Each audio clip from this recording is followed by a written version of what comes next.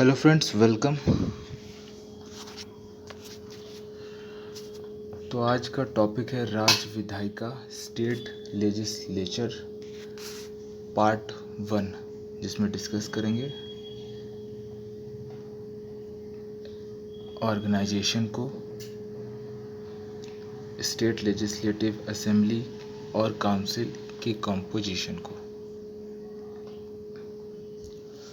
तो आपको पता है हमारे राज्य में टोटल 29 राज्य हैं और किसी राज्य में विधानसभा और विधान परिषद दोनों मिलता है और किसी में विधान परिषद नहीं मिलता। तो टोटल 22 ऐसे राज्य हैं जहाँ पर यूनिकैमरल है। यूनिकैमरल मतलब वहाँ पे लेजिस्लेटिव असेंबली रहेगा,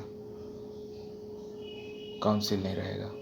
और टोटल ऐसे 7 राज्य हैं जो बाईकैमरल हैं, यानी कि वहाँ पे लेजिस्लेटिव असेंबली के साथ साथ लेजिस्लेटिव काउंसिल भी रहेगा। तो सिर्फ बाईकैमरल वालों का नाम याद रखो, जो बचा वो हो गया यूनिकैमरल।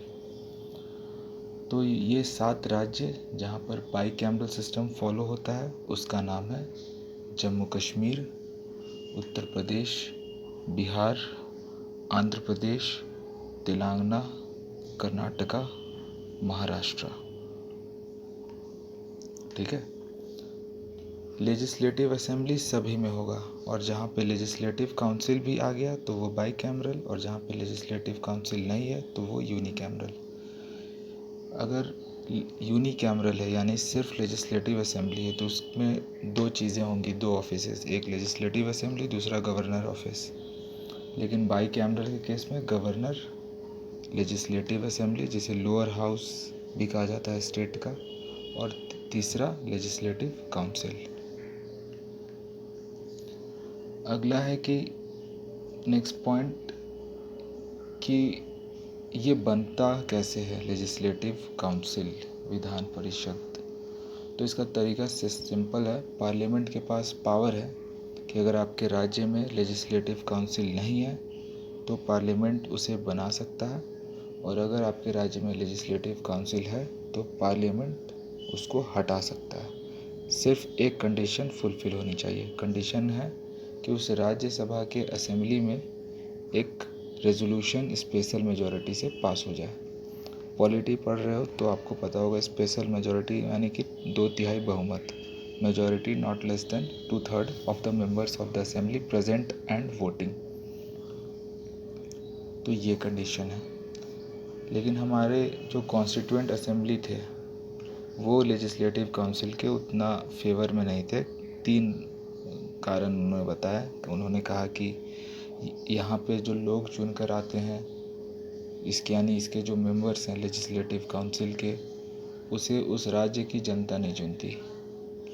दूसरा, अगर इनकी इंटेंशन बुरी हुई तो ये लेजिस्लेटिव प्रोसेस को डिले कर सकते हैं।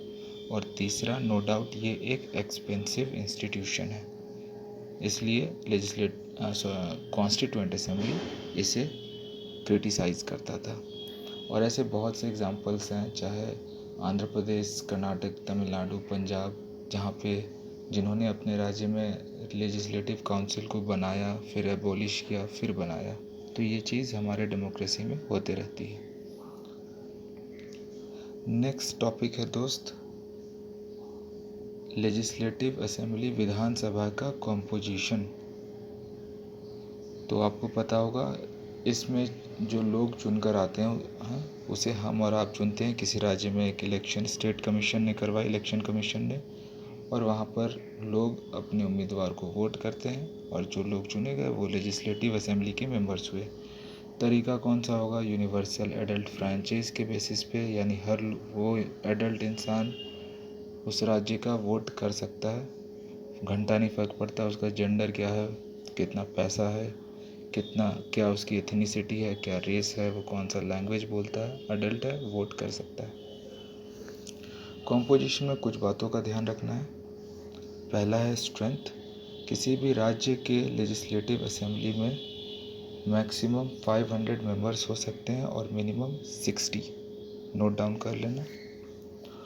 मैक्सिमम 500 और मिनिमम 60, जिसमें 4 एक्सेप्शंस हैं। पहला एक्सेप्शन अपवाद, अरुणाचल प्रदेश, सिक्किम, गोवा का जो मिनिमम नंबर है लेजिस्लेटिव असेंबली का वो है 30। दूसरा एक्सेप्शन, मिज़ोरम में minimum number of seat legislative assembly का फिक्स किया गया है 40 और नागालैंड में 46। और एक और चौथा एक्सेप्शन, सिक्किम और नागालैंड में कुछ मेंबर्स को इनडायरेक्टली भी इलेक्ट किया जाता है। ठीक है, क्योंकि लेजिस्लेटिव असेंबली में हमें पता है डायरेक्ट इलेक्शन होगा, वहाँ की जनता चुनेगी, लेकिन सिक्किम और नागालैंड ऐसे स्टेट्स हैं जहाँ के मेंबर्स को इनडायरेक्टली इलेक्ट किया जाता है। लेजिस्लेटिव असेंबली के कॉम्पोजिशन में अगला पॉइंट ध्यान में रखना वो है नॉमिनेटेड मेंबर्स। आपको पता होगा हमारे देश में एक एंग्लो इंडियन कम्युनिटी रहती है, जिसके मतलब एक बच्चा जिसके पिताजी यूरोपियन डिसेंट के थे और माताजी इंडियन, तो उन्हें एंग्लो इंडियन कम्युनिटी कहते हैं। झारखंड में एक मकलुस्कीगंज मेरे ख्याल से एक जगह है जहाँ पे एंग्लो इंडियन कम्युनिटी रहती है। खैर, तो रूल ये है कि अगर एक इलेक्शन में एंग्लो इंडियन कम्युनिटी का ठीक ठाक रिप्रेजेंटेशन नहीं हो पाता लेजिस्लेटिव असेंबली में, तो गवर्नर के पास पावर है कि वो इस कम्युनिटी से एक मेंबर को लेजिस्लेटिव असेंबली का मेंबर बना सकते हैं। ठीक है। पॉइंट नंबर 3, प्रदेश का निर्वाचन क्षेत्र। आपके राज्य में इलेक्शन होता होगा, उस इलेक्शन में फॉर एग्ज़ाम्पल लेट से बिहार में इलेक्शन हो रहा है, तो ऐसा नहीं है कि बिहार के इलेक्शन में पूरी बिहार की जनता को उठकर पटना आना पड़ता है इलेक्शन देने के लिए।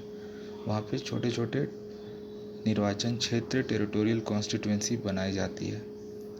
तो इसका मूल लॉजिक यही है कि उस राज्य के हर एक रीजन से लोग चुनकर आएँ, सबका यूनिफॉर्म रिप्रेजेंटेशन हो सके।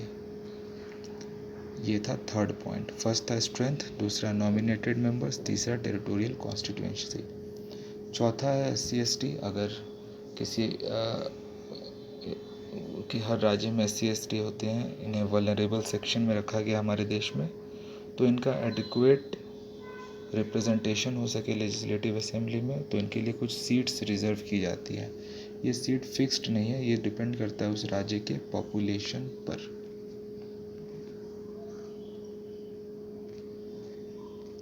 नेक्स्ट है friends, composition of legislative council, Vidhan Parishad. यहाँ पर जो लोग चुनकर आते हैं वो है इनडायरेक्ट तरीके से, और इसमें आप फंस सकते हो इसके इलेक्शन में, तो मैं उसको सिंप्लीफाई करने की कोशिश करूँगा, आप इसे नोट डाउन कर लेना। सबसे पहले स्ट्रेंथ पर आते हैं।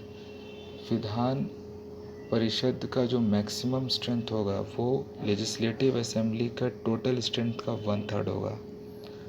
तो अगर मान लो कि लेजिस्लेटिव असेंबली में 150 है टोटल स्ट्रेंथ, तो उसका 1/3 कर दो, तो उस काउंसिल का हो जाएगा 50। लेकिन जो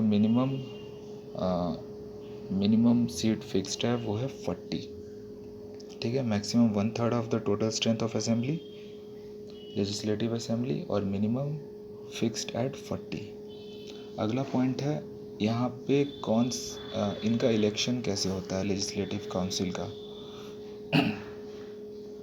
तो इसमें सबसे पहले इस चीज़ को डिफाइन करो कि चूँकि यहाँ इलेक्शन इनडायरेक्टली हो रहा है, तो जो लोग वोट करेंगे वो लोग होंगे कौन।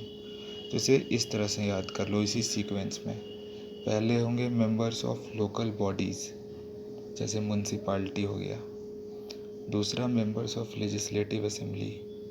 तीसरा 3 ईयर ग्रेजुएट्स, कंडीशन ये है कि वो उसी राज्य के हों, उस राज्य में रह रहे हों। और चौथा teachers of 3 years standing in the state, condition ये है कि वो 12वीं कक्षा, 11वीं 12वीं या फिर ऊपर के टीचर हो, ऐसा नहीं कि 3, 4, 6, 7 क्लास के टीचर। तो ये लोग वोट करते हैं लेजिस्लेटिव काउंसिल के मेंबर्स को।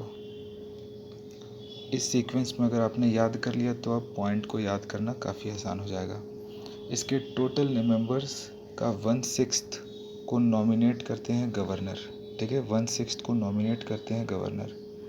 जो लोग नॉमिनेटेड हैं उनके पास ऑफ कोर्स कोई स्पेशल ज्ञान होगा, एक्सपीरियंस होगा, लिटरेचर, साइंस, सोशल सर्विस या आर्ट्स का।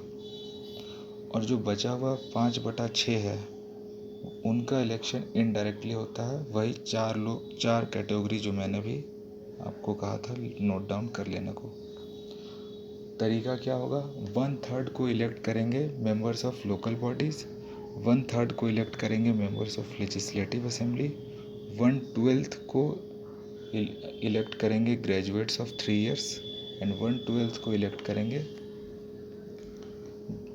Teachers of 3 years. इस सीक्वेंस में अगर आप याद करोगे तो आपको ये वाला टर्म याद होने में आसान होगा, वरना प्रीलिम्स में फंस जाओगे। तो बस यही था part 1 of state legislature. Next video में हम लोग ड्यूरेशन और प्रोसीडिंग्स वगैरह देख लेंगे।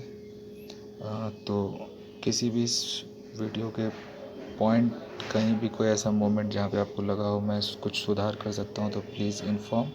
Thank you.